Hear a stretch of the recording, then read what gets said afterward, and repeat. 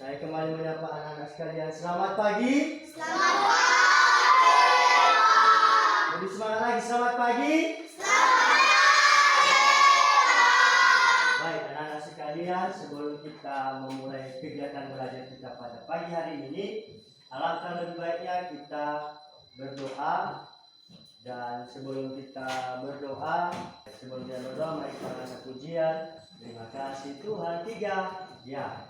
Terima kasih Tuhan untuk kasih setiamu yang Ku alami dalam hidupku. Mari kita bersatu dalam doa. Lipat tangannya, tutup mata. Tuhan Allah Bapa kami yang bertata di dalam kerajaan surga, terima kasih Tuhan. Kami berdoa dan mengucap syukur, sama-sama kita katakan amin. Nah, baik anak-anak sekalian, tadi kita telah mendengar dari teman kita bahwasanya jenis transportasi itu terbagi atas 3 bagian. Yang pertama transportasi udara, transportasi laut, dan udara. Nah, baik anak-anak sekalian, pada hari ini kita akan belajar tentang bab 7 bagaimana mendapatkan semua keperluan kita. Saat ini kita akan masuk pada topik kita bagian B, yaitu bagaimana aku memenuhi kebutuhanku. Nah, anak-anak sekalian, di tema kita hari ini bagaimana aku memenuhi kebutuhanku. Manusia pada awalnya memenuhi kebutuhan hidupnya adalah dengan cara bekerja. Di sini ada Bapak berikan contohnya seorang nelayan, dia bekerja dengan cara melaut untuk mendapatkan ikan. Nah, petani juga bekerja di sawah untuk mendapatkan hasil padi yang kita makan hingga saat ini. Anak-anak sekalian, pada saat ini ada 3 faktor yang mempengaruhi keterbatasan pemenuhan kebutuhan manusia. Yang pertama, kondisi geografis. Letak geografis daerah sangat mempengaruhi aktivitas memenuhi kebutuhan manusia. Contohnya, orang yang tinggal di daerah pantai secara geografis berbatasan dengan laut. Hal ini menyebabkan orang yang tinggal di daerah ini mayoritas penghasilan mereka atau kebutuhan mereka bersumber dari laut. Apa itu? Contohnya mereka mendapatkan ikan, kerang, rumput laut, dan sebagainya. Kebutuhan pangan orang yang tinggal di laut seperti padi, baju, atau hasil pertanian pasti akan terbatas, karena kita mengingat kebutuhan ini sangat banyak terdapat di daerah-daerah dataran rendah. Selanjutnya, sumber daya alam.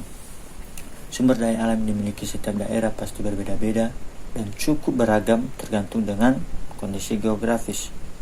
Contohnya kita di dataran rendah, sumber daya alam kita dapatkan lumayan dibanding dengan yang tinggal di pesisir pantai.